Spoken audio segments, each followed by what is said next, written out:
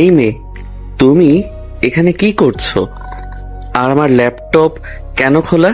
ওমা, আপনি কখন এলেন? আমি তো ভাবলাম ল্যাপটপটা বোধহয় একা একা বোর হচ্ছে, তাই একটু সঙ্গ দিচ্ছিলাম। বেচারা সারাদিন শুধু কাজের হিসাব দেখে, একটু কার্টুন বা মুভি না দেখলে মনও খারাপ করে না। ল্যাপটপ বোর হচ্ছে না, তুমি বোর হচ্ছ। আর আমার ফাইলে হাত দিয়েছো কেন? জানো এগুলো কত ইম্পর্টেন্ট? আমার অফিসের পুরো মাসের প্রজেক্ট ডিটেলস ওখানে আছে। একটু এদিক সেদিক হলে কি হবে জানো? ইস, আপনার সব কিছুই important. File important, laptop important, office important, শুধু এই বাড়িতে আসা মেহমানদের কোনো দাম নেই, তাই না? আমরা যে 3 দিন হলো এসেছি, আপনি একবারের জন্য জিজ্ঞেস করেছেন তুলি তোমার কি কিছু লাগবে? মেহমান যদি মেহমানের মতো থাকে তাহলে সমস্যা নেই, কিন্তু মেহমান যদি চোরের মতো ল্যাপটপে গেম খেলার চেষ্টা করে তখন সমস্যা। আর তাছাড়া মেহমানদারি করার জন্য বাড়িতে মা আছেন, ভাবি আছেন। আমার কাজ মেহমানদারি করা না। আমি চোর? আপনি আমাকে চোর বললেন দুলা ভাই? দাঁড়ান, আমি এক্ষুনি আপুকে গিয়ে বলছি আপনি আমাকে অপমান করেছেন। আমি আর এই বাড়িতে থাকবো না। তুলি কথাগুলো বলেই রাগে গাল ফুলিয়ে পা দাপাতে দাপাতে দরজার দিকে এগোলো।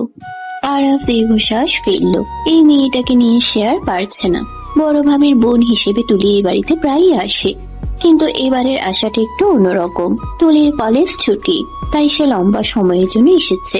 আর এসে আরাফের শান্ত জীবনটাকে ঘূর্ণিঝড়ের মতো এলোমেলো করে দিচ্ছে। আরাফ দেখলো তুলি সত্যিই দরজার দিকে যাচ্ছে অভিযোগ করতে।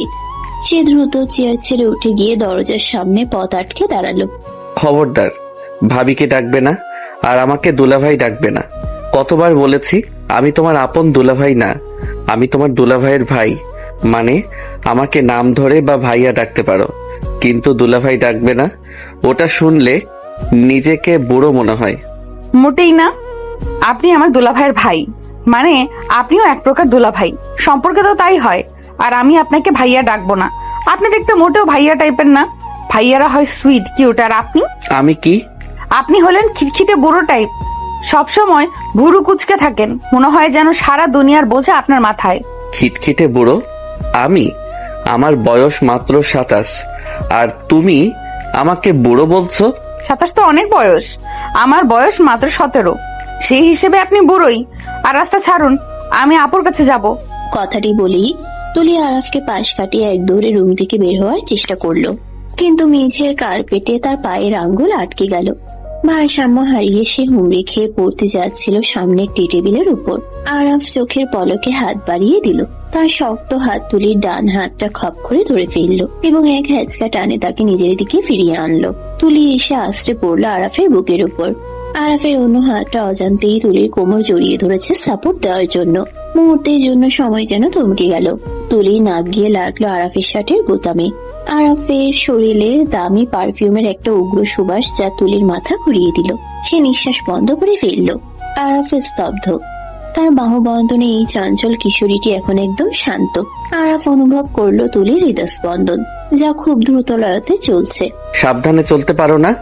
পড়ে গেলে তো ব্যথা পেতে, কপালটা কেটে যেত টি টেবিলের কোনায় লেগে। আরাফের কণ্ঠে তখন রাগের বদলে মৃদু শাসনের সুর।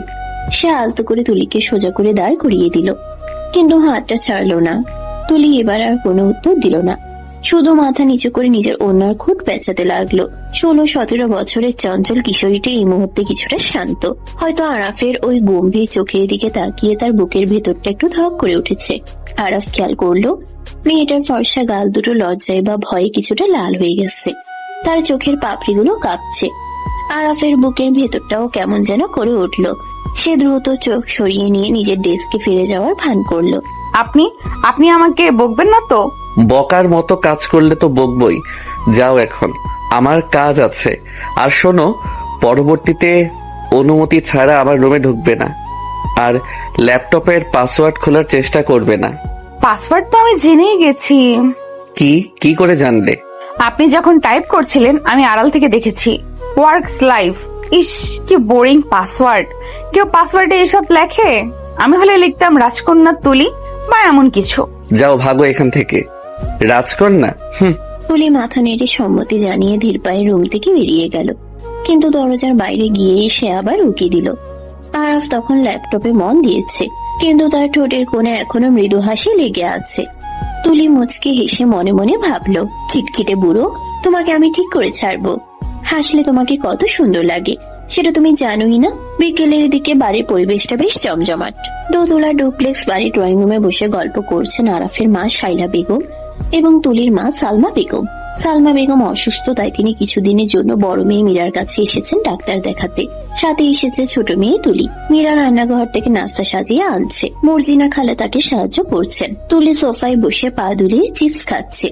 রে তুলি, তুই আরাফের রুমে গিয়েছিলি শুনলাম। ও তো কাজ করছে, বিরক্ত করিসনি তো?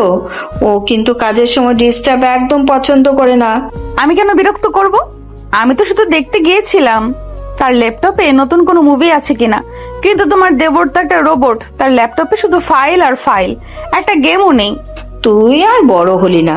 আরাফ কিন্তু এত চঞ্চলতা পছন্দ করে না, ও একটু শান্ত থাকতে ভালোবাসে।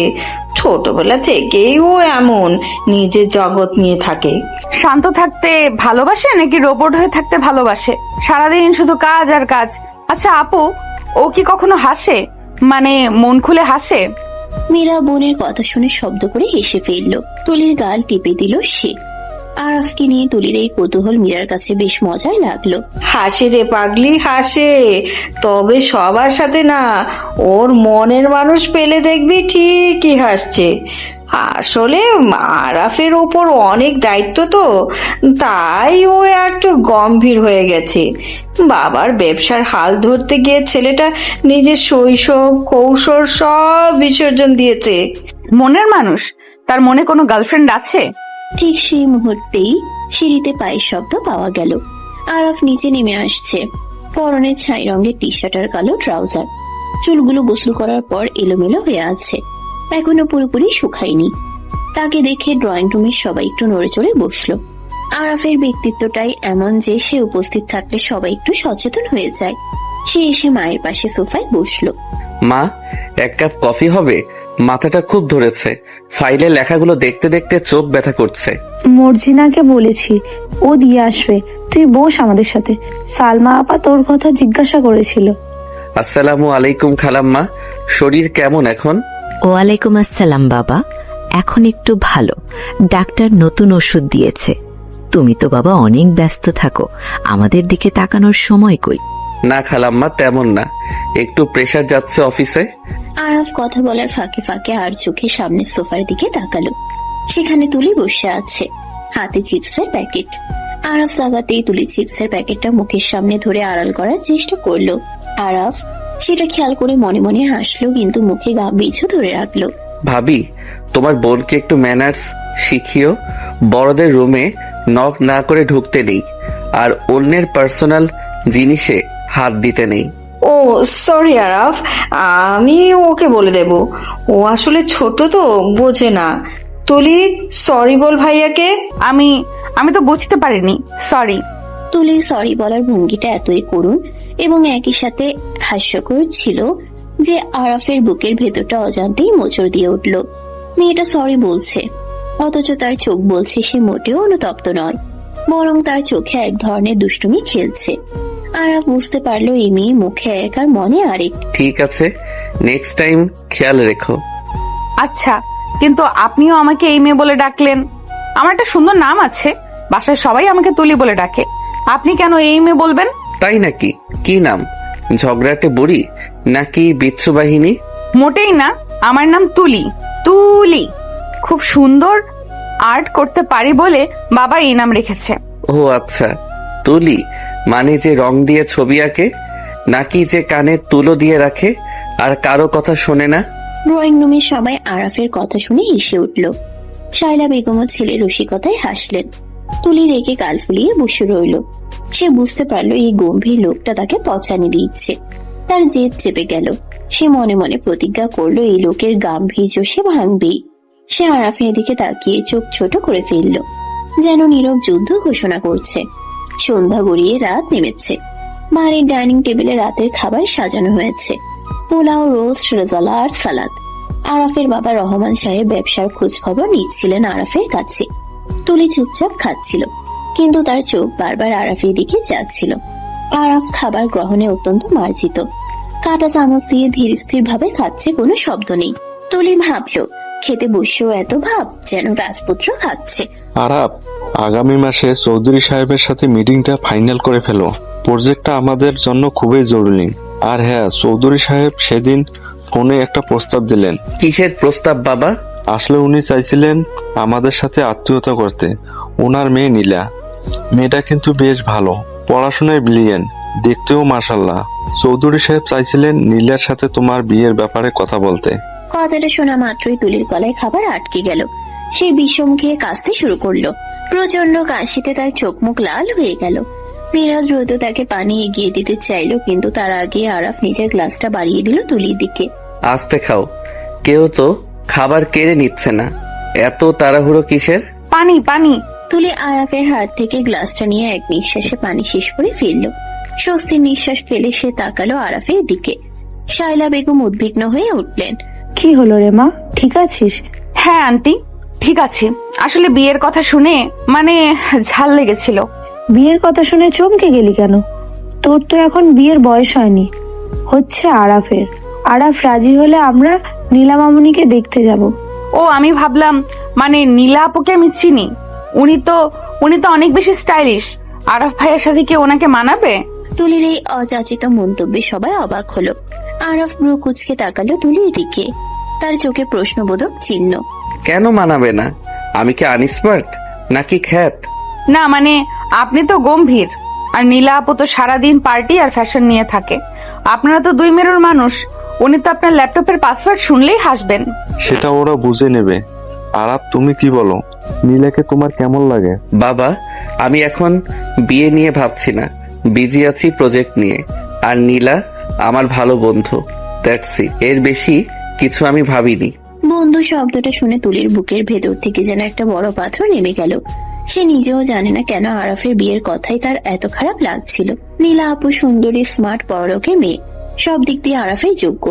তবুও তুলির মনে হচ্ছে আরাফের পাশে নীলা আপুকে ঠিক মানায় না।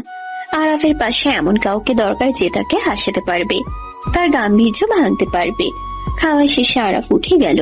তুলি প্লেটের ভাতে অকারণে চামচ দিয়ে দাগ কাটতে লাগলো। তার খাওয়া শেষ, কিন্তু উঠতে ইচ্ছে করছে না। তার কানে বাজছে রহমান সাহেবের কথা, নীলার সাথে তোমার বিয়ে। রাত 12টা, সবাই ঘুমিয়ে পড়েছে। বাড়ির নিচতলার সব বাতি নেভানো। দোতলায় শুধু আরাফের ঘরের বারান্দার আলো জ্বলছে।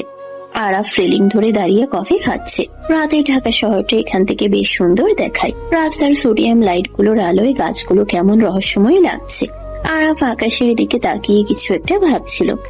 বাবার কথাটা তাকে ভাবাচ্ছে। নীলা ভালো মেয়ে, কিন্তু আরাফ কি তাকে জীবনসঙ্গী হিসেবে চায়, নাকি তার অবচেতন মন অন্য কাউকে খুঁজছে? হঠাৎ তার মনে হলো পাশে কেউ দাঁড়িয়ে আছে। সে চমকে তাকালো।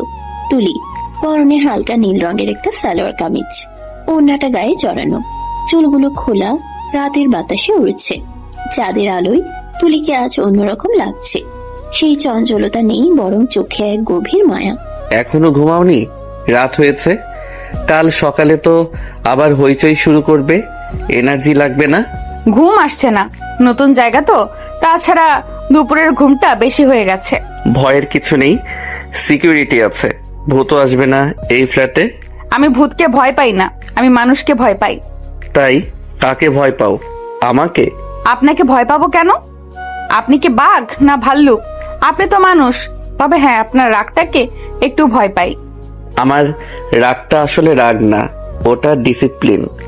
আমি চাই সবকিছু নিয়মে চলুক। কিন্তু জীবন তো অঙ্ক না যে সব সময় নিয়ম মেনে চলবে।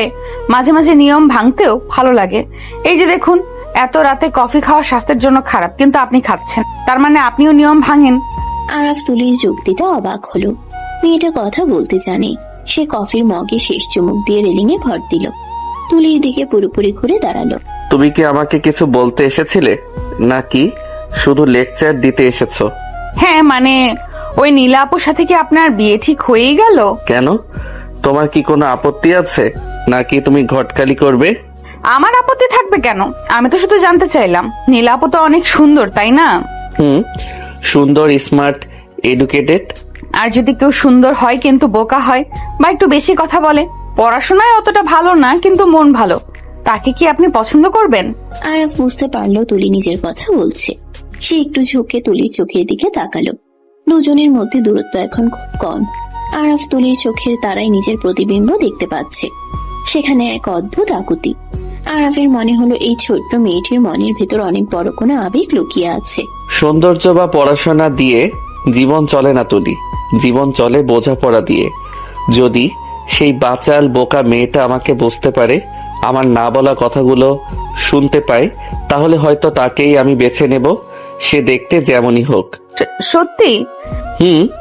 কিন্তু সেই বোকা মেয়েটাকে তো আগে বড় হতে হবে। সে তো এখনো কার্টুন দেখে আর ল্যাপটপে গেম খেলে। আমি বড় হয়েছি, আমি এখন কলেজে পড়ি, শাড়ি পরতে পারি, রান্না করতে পারি। তাই নাকি? তাহলে তো একদিন শাড়ি পরে দেখাতে হবে, দেখবো কেমন লাগে তোমাকে। কালই পরবো, কাল শুক্রবার ছুটির দিন, আমি নীল শাড়ি পরবো।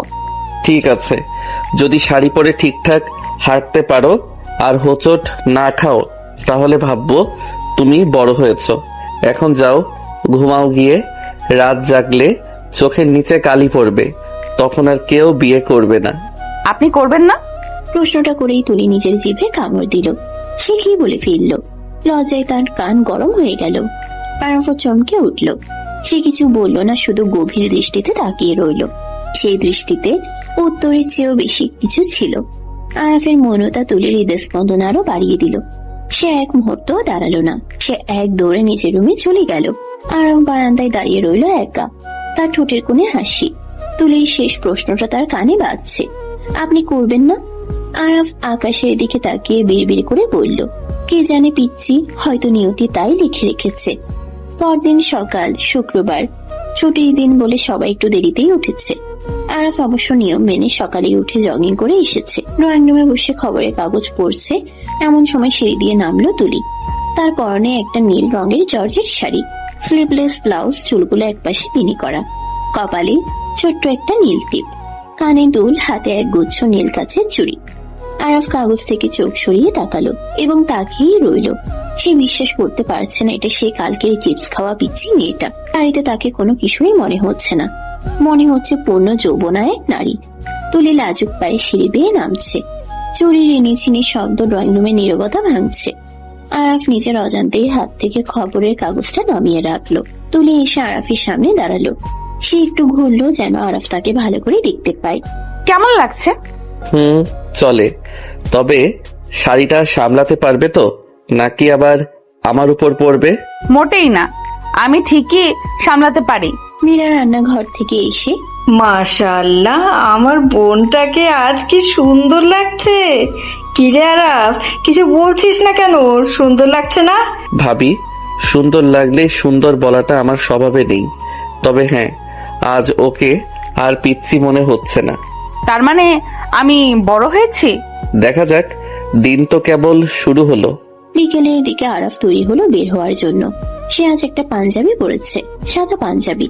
তাকে দেখতে খুব স্নিগ্ধ লাগছে। তুলি ড্রয়িং রুমে বসে টিভি দেখছিল। আরাফকে দেখে সে টিভি অফ করে দিল। কোথায় যাচ্ছেন? একটু কাজে। আর শোনো, সন্ধ্যায় শিহাব আসছে, তোমার কাজিন। শিহাব ভাইয়া আসছে? সত্যি? এত খুশি হওয়ার কি আছে, কাজিন আসছে, কোনো সেলিব্রিটি না। শিহাব ভাইয়া খুব মজার, আমাকে অনেক জোক শোনায় আর আমার জন্য চকলেট নিয়ে আসে। জোকস আর চকলেট? বাহ, এই তোমাদের স্ট্যান্ডার্ড। ঠিক আছে, এনজয় করো। আরাফ বেরিয়ে গেল, কিন্তু তার মেজাজটা হঠাৎ করেই খারাপ হয়ে গেল। শিহাব ছেলেটাকে সে খুব একটা পছন্দ করে না। শিহাব একটু বেশি চালাক, আর তুলির প্রতি শিহাবের আগ্রহটা আরাফের চোখ এড়ায়নি। আরাফ গাড়িতে স্টার্ট দিল।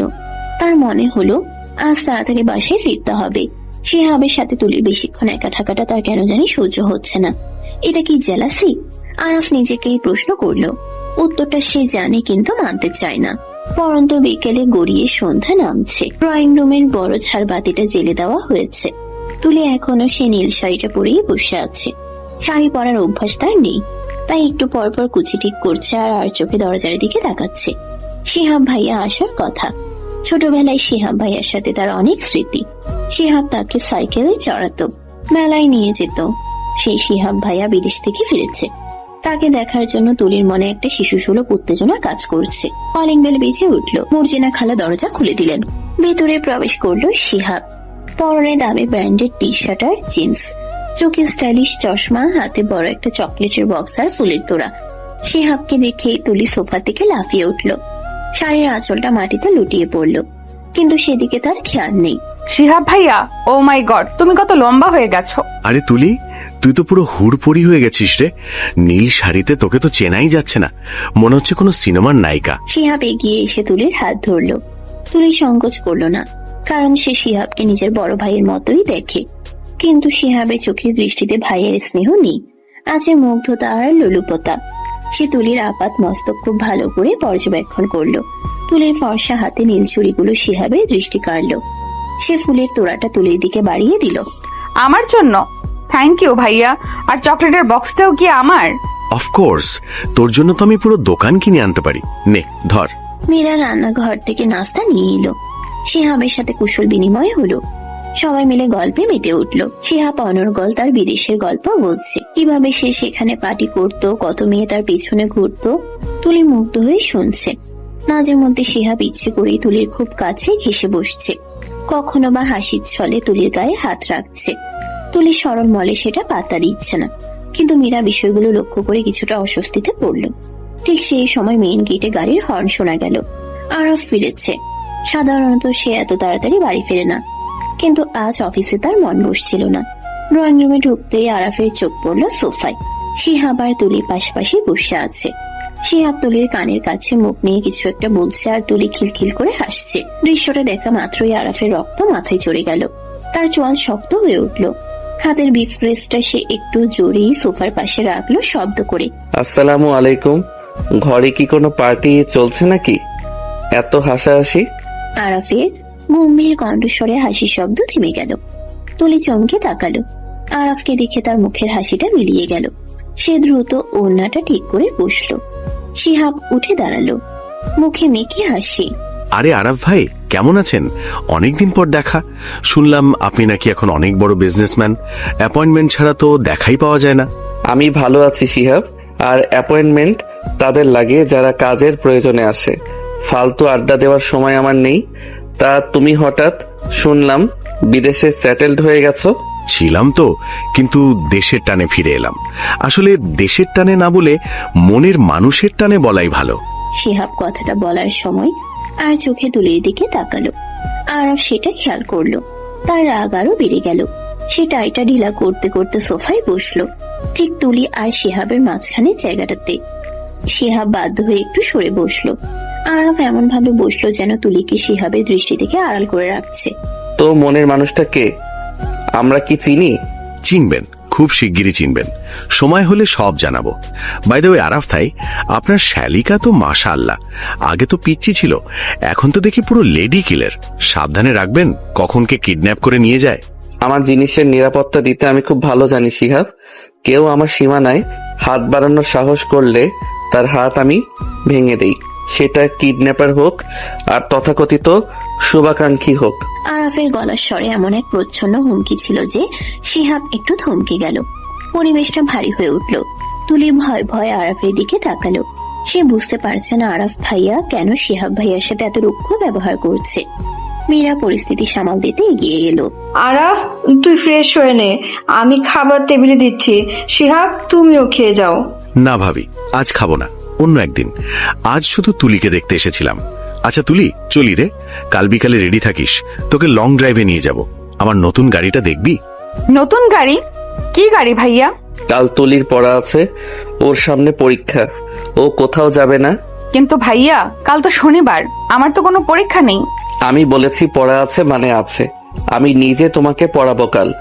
ইকোনমিক্সের কিছুই তো পারো না, ফেল করার ইচ্ছা আছে নাকি? তুলি চুপসে গেল। সে বুঝতে পারলো আরাফের কথার উপর কথা বলা যাবে না। শিহাব একটু বাঁকা হেসে বিদায় নিল। শিহাব চলে যাওয়ার পর আরাফ সোজা নিজের রুমে চলে গেল। তুলি এদিকে একবার তাকালোও না। রাতে খাওয়ার টেবিলে আরাফ খুব গম্ভীর হয়েছিল। কেউ তার সাথে কথা বলার সাহস পাচ্ছিল না। তুলি ভয় ভয়ে কাঁদছিল। তার মনে হচ্ছে সে কোনো অপরাধ করেছে। খাওয়া শেষে তুলি নিজের রুমে যাওয়ার জন্য সিঁড়ি দিয়ে উঠছিল। নীল শাড়িটা সামলাতে তার খুব কষ্ট হচ্ছে। কুচিগুলো বারবার পায়ের নিচে পড়ছে। দোতলার করিডোরে আসতেই হঠাৎ তার শাড়ির আঁচলটা রেলিং এর সাথে আটকে গেল। সে টান দিতেই ভারসাম্য হারিয়ে মেঝের উপর পড়ে গেল। আউচ মাগো! ব্যথার চোটে তুলির চোখ দিয়ে পানি বেরিয়ে এলো। সে গোড়ালিতে প্রচন্ড ব্যথা পেয়েছে।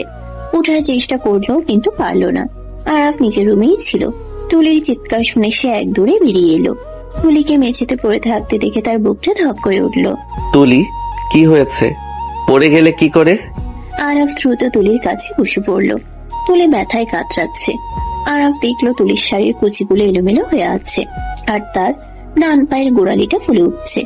আরাফ এক মুহূর্তেও দেরি না করে তুলিকে পাজা কোলা করে কোলে তুলে নিল। কি করছেন? নামান, আমাকে কেউ দেখে ফেলবে। চুপ, একদম কথা বলবে না। হাঁটতে পারো না, আবার শাড়ি পরার শখ। তোমাকে না বললাম শাড়ি সামলাতে পারবে না? আরাফ তুলিকে নিয়ে সোজা নিজের বেডরুমে ঢুকলো। তাকে বিছানায় বসিয়ে দিয়ে সে ফার্স্ট এড বক্স আনতে গেল। তুলি মুগ্ধ হয়ে আরাফের দিকে তাকিয়ে রইল। এই লোকটা একটু আগে কত রাগ দেখাচ্ছিল, আর এখন তার জন্য কথা চিন্তা করছে। আরাফ ফিরে এসে তুলির পায়ের কাছে বসলো। সে খুব সাবধানে তুলির পাটা নিজের কোলের উপর তুলে নিল। ব্যথা লাগছে? একটু। সহ্য করো, আমি মলম লাগিয়ে দিচ্ছি। আরাফ আলতো হাতে মলম মালিশ করতে লাগলো। আরাফের হাতের স্পর্শে তুলির শরীরে বিদ্যুৎ খেলে গেল। সে শাড়ির আঁচলটা শক্ত করে ধরে রইল। আরাফ মালিশ করতে করতে হঠাৎ তুলির মুখের দিকে তাকালো। তুলির চোখে তখনও এক ফোঁটা পানি জমে আছে। আরাফ নিজের হাত বাড়িয়ে সেই পানিটা মুছে দিল। এত বাচ্চা কেন তুমি? একটু ব্যথা পেলেই কাঁদো। আমি বাচ্চা না। শাড়িটা পায়ে আটকে গেছিল। শাড়ি পরলে সেটা সামলানোর কায়দাও জানতে হয়, আর যদি না জানো তাহলে এমন কাউকে পাশে রাখতে হয় যে সামলাতে পারে। আমার পাশে তো কেউ নেই। কে বললো নেই? আমি কি মরে গেছি? আরাফের এই কথায় তুলি স্তব্ধ হয়ে গেল। সে কি শুনলো? আরাফ কি পরোক্ষভাবে তাকে কিছু বোঝাতে চাইলো? আরাফ মলম লাগানো শেষ করে উঠে দাঁড়ালো। সে তুলির খুব কাছে এলো, এত কাছে যে তুলি আরাফের নিঃশ্বাসের শব্দ শুনতে পাচ্ছিল। ওই শিহাবের সাথে আর বেশি মিশবে না। কেন? শিহাব ভাইয়া তো ভালো। ভালো না ছাই, ছেলের চোখ আমি চিনি। ও তোমাকে যেভাবে দেখে সেটা আমার পছন্দ না, আর আমি যেটা পছন্দ করি না সেটা যেন এই বাড়িতে আর না হয়, বুঝেছো? আপনি কি জেলাস? জেলাস হব কেন? আমি শুধু তোমাকে সতর্ক করছি, তুমি ছোট, মানুষের মনের প্যাচ বোঝো না। আমি সব বুঝি, আপনি আমাকে শুধু বকেন। শিহাব ভাইয়া তো আমাকে কত আদর করে কথা বলে। তুলির এই কথায় আরাফের ধৈর্যের বাঁধ ভেঙে গেল। সে দু হাতে তুলির কাঁধ ধরে তাকে নিজের দিকে টানলো। আরাফের চোখে এখন রাগের আগুন জ্বলছে। আদর? তুমি ওটাকে আদর বলো? শিহাব তোমাকে চকলেটের লোভ দেখায় আর আমি তোমাকে শাসন করি, এটার পার্থক্য তুমি বোঝো না? শোনো তুলি, আমার জিনিসের উপর অন্য কারোর নজর পড়লে আমার খুন করতে ইচ্ছে করে, আর তুমি শুধু। আরাফ কথাটা শেষ করলো না, সে থেমে গেল। সে কি বলতে চাচ্ছিল? তুমি শুধু আমার? আরাফ নিজেকে সামলে নিল। সে তুলিকে ছেড়ে দিয়ে জানালার দিকে ফিরে দাঁড়ালো। তার বুক ওঠানামা করছে। তুলি বিছানায় বসে কাঁপছে। সে বুঝতে পারছে না আরাফের এই আচরণের মানে কি। এই রাগ, এই অধিকার বোধ, এসব কিসের ইঙ্গিত? পরদিন সকাল, রবিবার। আরাফ আজ অফিসে যায়নি। সে বলেছে তার শরীর ভালো নেই, কিন্তু আসলে সে শিহাবের আসার ভয়ে ঘরে বসে আছে। সে জানে আজ ছুটির দিন শিহাব আবার আসতে পারে। দুপুরের দিকে তুলির বাবা জামিল সাহেব ফোন করলেন। শায়লা বেগম ফোন ধরে কথা বললেন। তারপর তিনি গম্ভীর মুখে রহমান সাহেবের কাছে গেলেন। শুনছো, জামিল ভাই ফোন করেছিলেন। কি খবর? শরীর ভালো তো? শরীর ভালো, কিন্তু উনি একটা কথা বললেন। শিহাবের বাবা নাকি প্রস্তাব দিয়েছেন শিহাবের সাথে তুলির বিয়ে দেওয়ার জন্য। কথাটা শুনে ড্রয়িং রুমে বসে থাকা আরাফ চমকে উঠল। তার হাতের কফির মগটা চুলকে পড়ল। তুলি তখনও নিচে নামেনি। তাই নাকি? শিহাব তো ভালো ছেলে, বিদেশে ডিগ্রি আছে, প্রতিষ্ঠিত। খারাপ কি? আমারও তো তাই মনে হয়। তুলি যদিও ছোট, কিন্তু এঙ্গেজমেন্ট করে রাখলে ক্ষতি কি? ঘরের ছেলে, আবার পরিচিত। এটা অসম্ভব মা। কেন বাবা, অসম্ভব কেন? শিহাবের ক্যারেক্টার ভালো না। ও বিদেশে কি কি করেছে আমি সব খোঁজ নিয়েছি। এমন ছেলের সাথে তুলির বিয়ে দেওয়া মানে ওর জীবন নষ্ট করা। আর তুলি এখন বাচ্চা, ওর পড়ার বয়স। এখন বিয়ের কথা কেন আসছে? আরাপ, তুমি একটু বেশি রিয়াক্ট করছো। শিহাব আমাদের আত্মীয়, ওর সম্পর্কে এমন কথা বলা ঠিক না। আত্মীয় বলেই বলছি বাবা, আমি চাই না তুলির কোনো ক্ষতি হোক। আমি এই বিয়ে হতে দেব না। আরাফ হনহন করে নিজের রুমে চলে গেল। শায়লা বেগম আর রহমান সাহেব অবাক হয়ে একে অপরের দিকে তাকালেন। আরাফ সাধারণত পারিবারিক বিষয়ে এত নাক গলায় না, আজ তার এই তীব্র প্রতিবাদ তাদের ভাবিয়ে তুলল। বিকেলে তুলির ছাদে বসেছিল, তার মন খারাপ। সে শুনেছে শিহাবের সাথে তার বিয়ের কথা চলছে। শিহাব ভাইয়াকে সে পছন্দ করে, কিন্তু স্বামী হিসেবে সেটা সে কখনো ভাবেনি। তার মনের ক্যানভাসে বারবার ভেসে উঠছে অন্য একটা মুখ, একটা রাগে গম্ভীর খিটখিটে বুড়ো মুখ, যে তাকে বকা দেয় আবার পায়ে মলম লাগিয়ে দেয়। আরফ ছাদে এলো। তুলিকে রেলিং ধরে দাঁড়িয়ে থাকতে দেখে সে ধীর পায়ে এগিয়ে গেল। এখানে কি করছো? আকাশ দেখছি আর ভাবছি। কি ভাবছো? শিহাবের কথা শুনেছ তো? বিয়ের প্রস্তাবের কথা। খুব খুশি নিশ্চয়ই। বিলেত ফেরত বর পাবে, নতুন গাড়ি, অনেক চকলেট। আপনি আমাকে এত নিচু ভাবেন? আমি কি চকলেট আর গাড়ির জন্য বিয়ে করব? তাহলে কি জন্য করবে? ভালোবাসার জন্য? শিহাবকে কি তুমি ভালোবাসো? আরাফ প্রশ্নটা করে তুলির উত্তরের অপেক্ষা করতে লাগলো। তার হৃদয় স্পন্দন বেড়ে গেছে। তুলির এই উত্তরের উপর অনেক কিছু নির্ভর করছে। আমি শিহাব ভাইয়াকে কাজিন হিসেবে ভালোবাসি, কিন্তু আমি বিয়ে নিয়ে এখন ভাবছি না। আমি পড়তে চাই। গুড। পড়ার টেবিলে মন দাও। আর শোনো, যদি কেউ জোর করে আমাকে বলবে, আমি আছি। আপনি কেন এত কেয়ার করেন আমার? আপনি তো আমাকে পছন্দই করেন না, সারাক্ষণ শুধু বকাঝকা করেন। তুলির এই অভিমানী কণ্ঠে আরাফের বুকের ভেতরটা গলে গেল। সে এগিয়ে এসে তুলির খুব কাছে দাঁড়ালো। ছাদের খোলা হাওয়ায় তুলির চুলগুলো আরাফের মুখে এসে লাগছে। বকা দেই বলে ভাবো পছন্দ করি না? বকা তো মানুষ আপনজনকেই দেয়, বড় মানুষকে তো শুধু ভদ্রতা দেখায়। তাহলে আপনি আমাকে আপনি ভাবেন? ভাবি কিনা সেটা সময় হলে বুঝবে। শুধু এটা মনে রেখো, ওই শিহাবের সাথে তোমাকে আমি সহ্য করতে পারি না। কেন? কারণ তুমি আমার। এবারও আরাফ কথাটি শেষ করতে পারলো না। ঠিক তখনই সিঁড়ির দরজা খুলে শিহাব ছাদে প্রবেশ করলো। বাহ, হবু শ্বশুর বাড়িতে এসে দেখি ছাদে রোম্যান্স চলছে। আরাফ ভাই, আপনি এখানে? আমি তো তুলিকে খুঁজছিলাম। আরাফ শিহাবের দিকে তাকালো। তার দৃষ্টিতে যদি আগুন থাকতো তবে শিহাব এতক্ষণে ভস্ম হয়ে যেত। শিহাব এগিয়ে এসে তুলির পাশে দাঁড়ালো। তুলি, শুনেছিস তো আঙ্কেল কি বলল? আমাদের বিয়ে, তুই রাজি তো? দেখিস আমি তোকে রানী করে রাখবো। শিহাব, মুখ সামলে কথা বলো। এখনো কিছু ফাইনাল হয়নি। আর তুলি এখন মাইনর, ওর সম্মতি ছাড়া কোনো বিয়ে হবে না। আরাফ ভাই, আপনি এত টেনশন নিচ্ছেন কেন? ভাবি রাজি, আঙ্কেল রাজি, আর তুলি? ও তো আমাকে ছোটবেলা থেকেই পছন্দ করে। কিরে তুলি, বল আরাফ ভাইকে। তুলি চুপ করে রইল। সে আরাফের দিকে তাকালো। আরাফের চোখে এক অদ্ভুত অসহায়ত্ব। এই প্রথম তুলি আরাফের চোখে ভয় দেখলো, তাকে হারানোর ভয়। তুলির মনে হলো সে যদি এখন কিছু না বলে তবে আরাফ হয়তো অনেক দূরে সরে যাবে। শিহাব ভাইয়া, আমি এখন বিয়ে করব না। আমার সামনে এইচএসসি, আমি পড়াশোনা করতে চাই। আরে পড়াশুনো তো বিয়ের পরও করা যাবে। আমি তোকে লন্ডনে নিয়ে গিয়ে পড়াবো। ও দেশেই পড়বে, আর আমার সামনে দাঁড়িয়ে আমার ফ্যামিলি মেম্বারকে ব্রেন ওয়াশ করার চেষ্টা করো না। নিচে চলো, কথা আছে। আরাফ শিহাবের হাত ধরে এক প্রকার টেনে নিচে নিয়ে গেল। তুলি ছাদে দাঁড়িয়ে রইল। তার মনে হলো আজ থেকে এক নতুন যুদ্ধ শুরু হলো, আর এই যুদ্ধের কেন্দ্রবিন্দুতে সে আছে। কিন্তু তার যোদ্ধাকে আরাফ নাকি শিহাব? তুলির মন বলছে যে তার চোখের পানি মুছে দিয়েছে সেই তার প্রকৃত যোদ্ধা। রাতে আরাফ নিজের ঘরে পায়চারি করছে, তার মাথায় আগুন জ্বলছে। শিহাবের এত বড় সাহস, সে তুলিকে লন্ডনে নিয়ে যাওয়ার স্বপ্ন দেখায়। আরাফ সিদ্ধান্ত নিল সে আর চুপ করে থাকবে না, যা করা তাকেই করতে হবে। সে ফোনটা হাতে নিল, তার বন্ধু রোকনকে কল দিল। রোকন একজন লয়ার। রোকন, আমাকে একটা ম্যারেজ রেজিস্ট্রেশন পেপার রেডি করে দিতে পারবি? খুব ইমার্জেন্সি। কার বিয়ে? তোমার? হ্যাঁ আমার। আর পাত্রী তুলি। ফোনের ওপাশে রোকন চমকে উঠল। আরাফ ফোন রেখে বারান্দায় গেল। সে জানে সমাজ কি বলবে, পরিবার কি বলবে। 27 বছরের আরাফ আর 17 বছরের তুলি। কিন্তু সে এটাও জানে তুলিকে শিহাবের হাত থেকে বাঁচাতে হলে তুলিকে নিজের করে পাওয়া ছাড়া আর কোনো পথ নেই। এই পিচ্চি মেয়েটা তার জীবনের সব নিয়ম ভেঙে দিয়েছে। এখন তাকে নিজের নিয়মে বাঁধার সময় এসেছে। পরদিন সকালের আবহাওয়াটা বেশ থমথমে। আকাশ মেঘলা, যেন যে কোনো সময়ে ঝড় নামবে। আরাফের মনের অবস্থাও ঠিক তেমনই। সারা রাত সে চোখের পাতা এক করতে পারেনি। ভোরের আলো ফোটার আগে সে সিদ্ধান্ত নিয়ে ফেলেছে সমাজ, আত্মীয় স্বজন বা বয়সের ব্যবধান কোনো কিছুই আজ আর তার কাছে মুখ্য নয়। তার কাছে একমাত্র সত্য হলো তুলি। তুলির ওই মায়াবী চোখ, চঞ্চল হাসি আর তার প্রতি আরাফের অদ্ভুত এক অধিকার বোধ।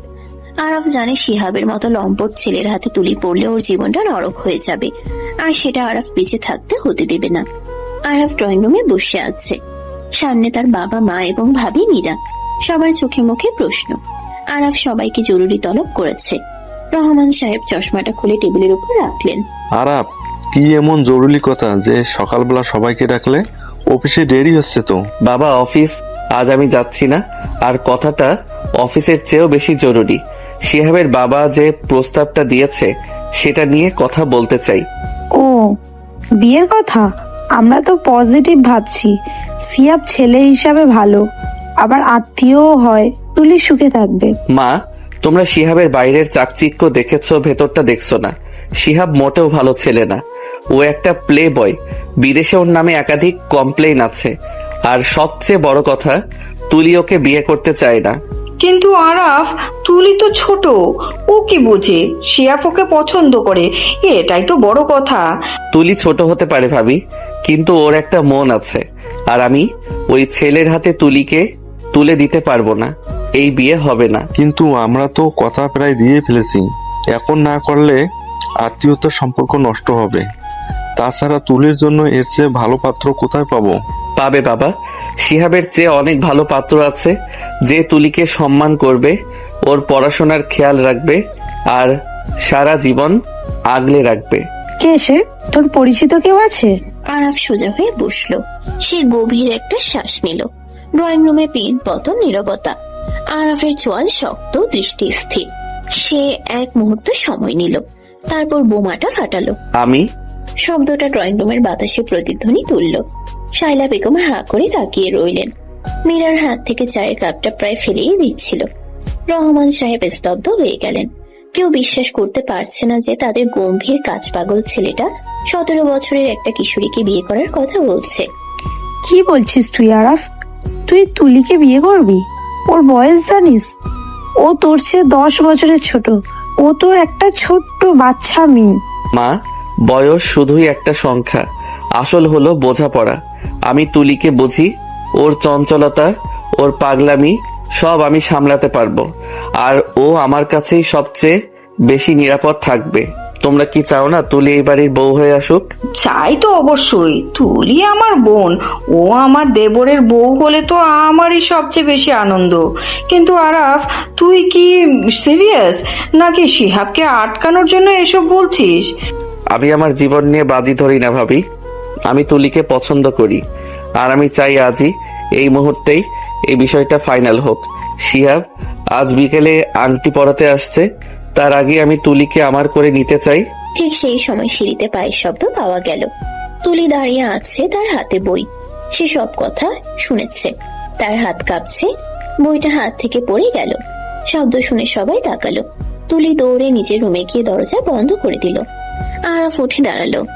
আমি তুলির সাথে কথা বলতে যাচ্ছি, তোমরা দয়া করে জামিল আঙ্কেলকে ফোন করো। আরাফ ধীর পায়ে সিঁড়ি ভেঙে উপরে উঠল। তুলি রুমের দরজা বন্ধ। আরাফ নক করলো না। তার কাছে স্পেয়ার চাবি ছিল। সে চাবি দিয়ে দরজা খুলে ভেতরে ঢুকলো। তুলি বিছানায় উপর হয়ে শুয়ে আছে, বালিশে মুখ গুজে। তার শরীর কাঁপছে। আরাফ দরজাটা লক করে দিল। তারপর ধীর পায়ে বিছানার কাছে গেল। তুলি, ওঠো। আরাফের গলার স্বরে এক অদ্ভুত মাদকতা।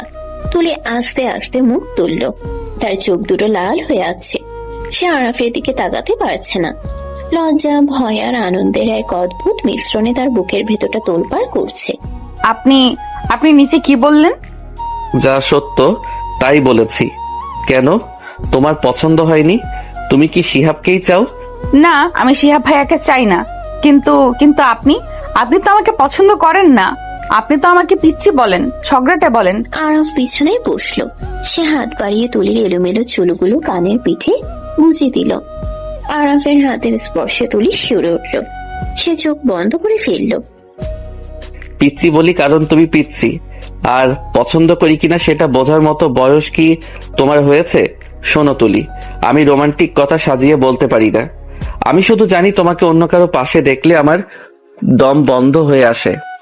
আমি চাই তুমি শুধু আমার হয়ে থাকো, আমার ঘরের লক্ষ্মী হয়ে, আমার জীবনের আলো হয়ে। তুমি কি রাজি? তুলি আরাফের চোখের দিকে তাকালো। সেই চোখে আজ কোনো গাম্ভীর্য নেই, আছে সাগরের মতো গভীর ভালোবাসা। তুলি তার ছোট হাতটা আরাফের বড় হাতের উপর রাখলো। আমি রাজি, কিন্তু আমার খুব ভয় করছে। সবাই কি বলবে?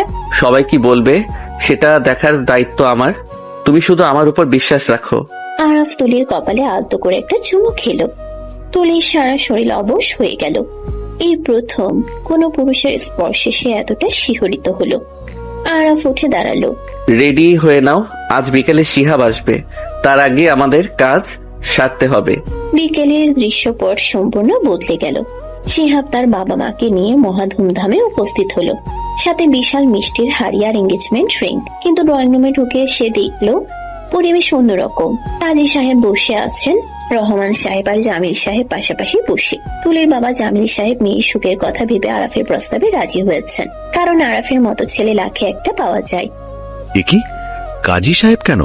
আর সবাই এত গম্ভীর কেন? আঙ্কেল, আমরা তো ডেট ফিক্স করতে এসেছি। ডেট ফিক্স হয়ে গেছে শিহাব, আর সেটা তোমার সাথে না, আমার সাথে। শিহাব চমকে তাকালো। আরাফ পাঞ্জাবি পরে আছে, তার পেছনে তুলি। তুলিকে আজ লাল বেনারসি পরানো হয়েছে। মীরা তাকে সাজিয়ে দিয়েছে। লজ্জায় তুলির মুখটা রক্তজবা ফুলের মতো লাল হয়ে আছে। মানে কি বলতে চাইছেন আরাফ ভাই? মানে খুব সহজ, তুলির বিয়ে আজ, এখন এবং আমার সাথে। এটা হতে পারে না আঙ্কেল, আপনারা এটা মেনে নিলেন? এই লোকটা আমাকে অপমান করার জন্য এসব করছে। ও তুলিকে ভালোবাসে না, ও আমাকে জেলাস ফিল করানোর জন্য এসব নাটক করছে। শিহাব, চিৎকার করো না। আমরা ভেবেচিন্তেই সিদ্ধান্ত নিয়েছি। আরাফ তুলিকে যোগ্য সম্মান দেবে, সেটা আমরা জানি। সম্মান? ও তো একটা বাচ্চা মেয়েকে ব্রেইন ওয়াশ করেছে। তুলি, তুমি কিছু বলো। তুমি কি এই বুড়োটাকে বিয়ে করতে চাও? শিহাবের মুখে বুড়ো শব্দটা শুনে তুলি রাগ হলো। সে ঘুমটার আড়াল থেকে মুখ তুলল। তার চোখে এখন আর ভয় নেই, আছে আরাফের দেওয়া সাহস। শিহাব ভাইয়া, উনি বুড়ো নন, উনি আমার স্বামী হতে যাচ্ছেন, আর আমি ওনাকেই বিয়ে করতে চাই। আপনি দয়া করে আর সিন ক্রিয়েট করবেন না। তুলির মুখে এমন কথা শুনে শিহাব স্তম্ভিত হয়ে গেল। সে রাগে ফসফস করতে করতে বেরিয়ে গেল। যাওয়ার আগে বলে গেল, তোমরা ভুল করছো, এর জন্য তোমাদের পস্তাতে হবে। কিন্তু কেউ তার কথাই কান দিল না। কাজী সাহেব বিয়ে পড়ানো শুরু করলেন। বলুন মা, কবুল। তুলির গলা শুকিয়ে আসছিল। সে আর চোখে আরাফের দিকে তাকালো। আরাফ তার দিকেই তাকিয়ে আছে, চোখে ভরসা। তুলি চোখ বন্ধ করে বলল, কবুল। 3 বার কবুল বলার পর আরাফও কবুল বলল। রেজিস্ট্রি পেপারে সাইন করার সময় আরাফের হাতটা তুলির হাতের উপর আলতো করে ছোঁয়া লাগলো। দুজনের মনে হলো এক জন্ম জন্মান্তরের বন্ধনে তারা আবদ্ধ হলো। রাত 11টা। আরাফের বেডরুমটা আজ বাসর ঘর হিসেবে সাজানো হয়েছে। রজনীগন্ধা আর গোলাপের গন্ধে ঘরটা মো মো করছে। বিছানার মাঝখানে বসে আছে তুলি। তার হৃদয় স্পন্দন এত দ্রুত হচ্ছে যে মনে হচ্ছে কেউ বুকের ভেতর হাতুড়ি পেটাচ্ছে। সে এখন মিসেস আরাফ, ভাবতেই তার গায়ে কাটা দিচ্ছে। দরজা খোলার শব্দ হলো। তুলি শক্ত হয়ে বসলো। আরাফ ঘরে ঢুকলো। সে দরজাটা ভালো করে লক করে দিল।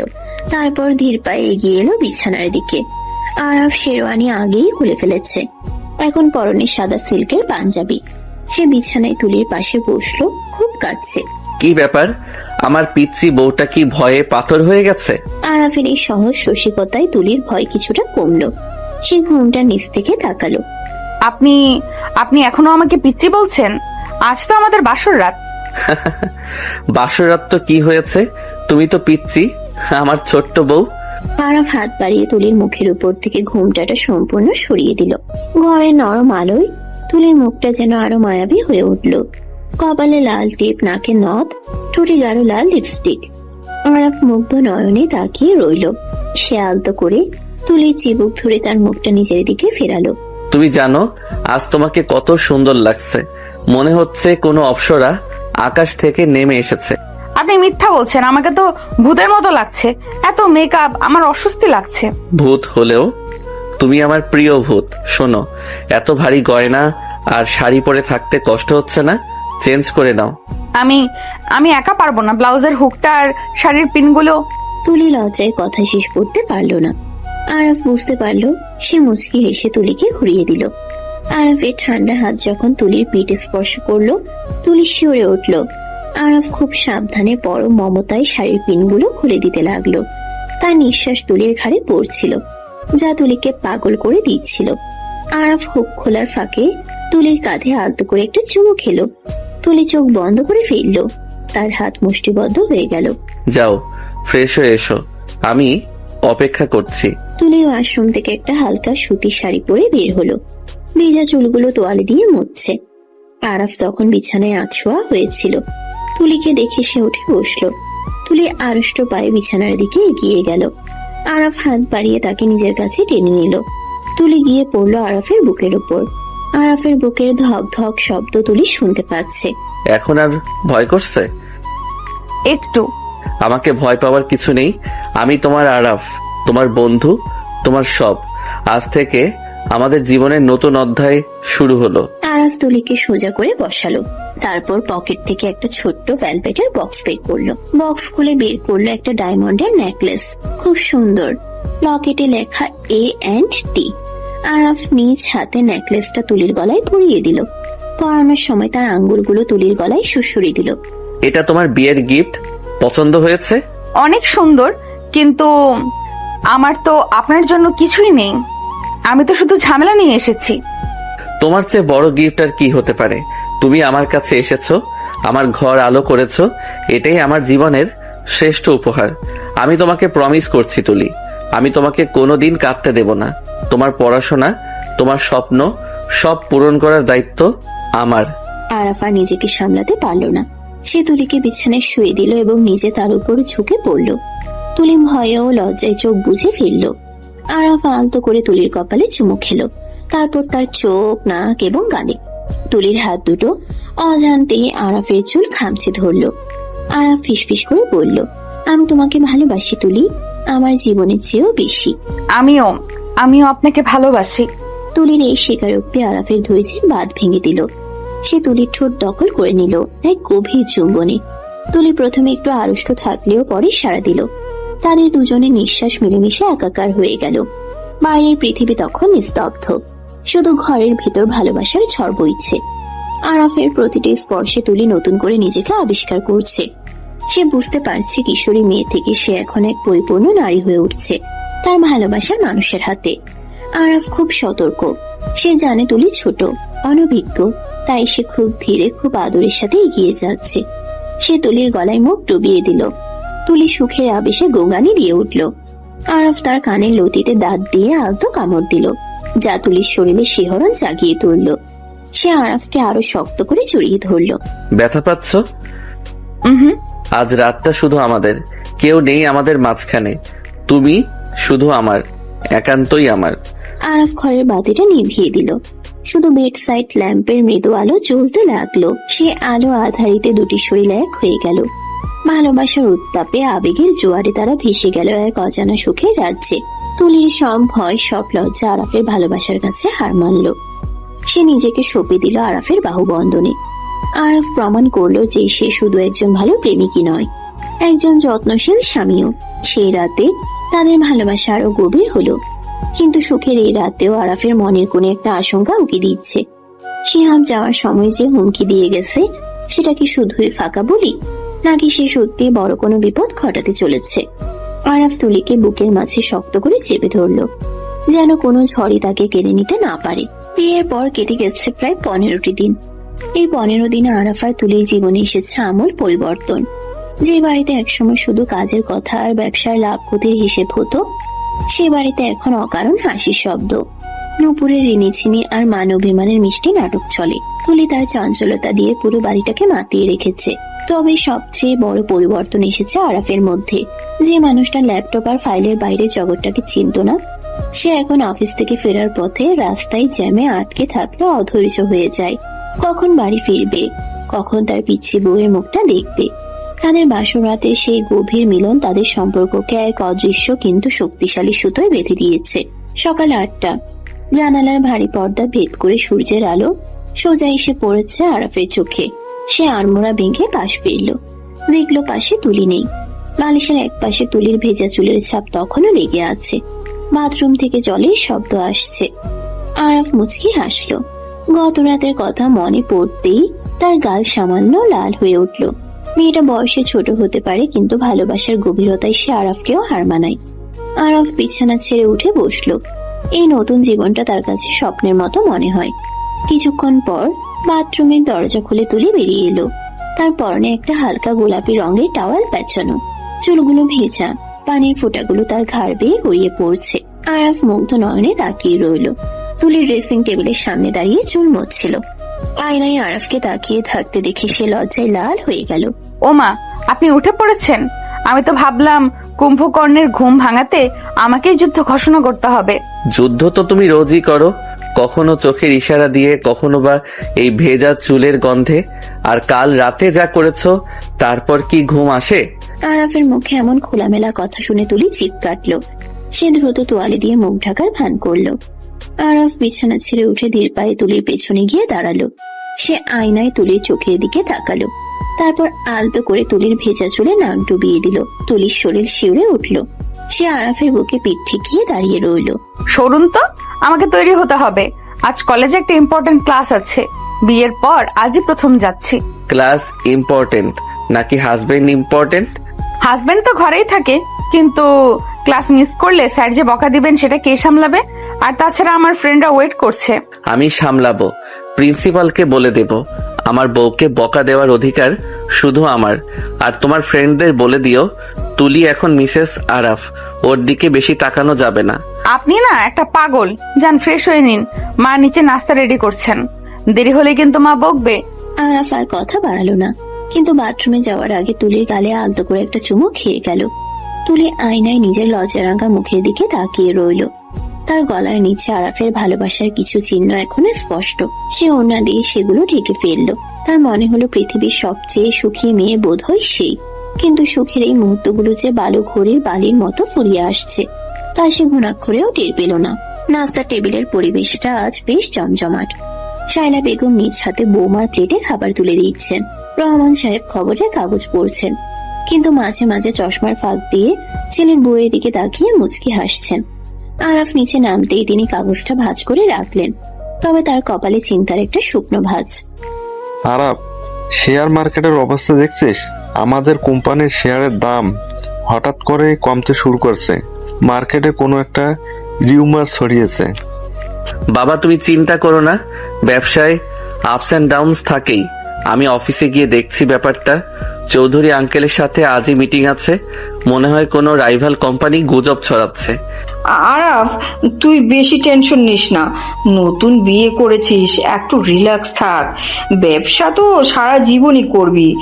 দেখ তো তুলির মুখটা কেমন শুকিয়ে গেছে তোর চিন্তায়। ঠিকই তো, আপনি সব সময় অফিস অফিস করেন। আজ না হয় একটু দেরি করে যান, আমাকে কলেজে ড্রপ করে তারপর যান। দেরি করে গেলে তোমরাই না খেয়ে থাকবে। বউ পালতে হলে তো কাজ করতেই হবে, তাই না পিচ্ছি? তবে হ্যাঁ, তোমাকে আমি ড্রপ করব। ড্রাইভার চাচাকে ছুটি দিয়েছি। আরাফ পরিবেশটা হালকা করার চেষ্টা করলো, কিন্তু তার মনের ভেতর একটা খচখচানি কাজ করছে। গত 15 দিন ধরে শিহাবের কোনো খোঁজ নেই। সে চুপচাপ আছে। আরাফ জানে শিহাব চুপ করে থাকার পাত্র নয়। সে যাওয়ার সময় যে হুমকি দিয়ে গিয়েছিল, তোমরা ভুল করছো, এর জন্য পস্তাতে হবে, সেটা আরাফের কানে এখনো বাজে। ঝড়ের আগে প্রকৃতি যেমন থমথমে থাকে, শিহাবের এই নীরবতাও কি তেমনি কোনো বড় বিপদের ইঙ্গিত?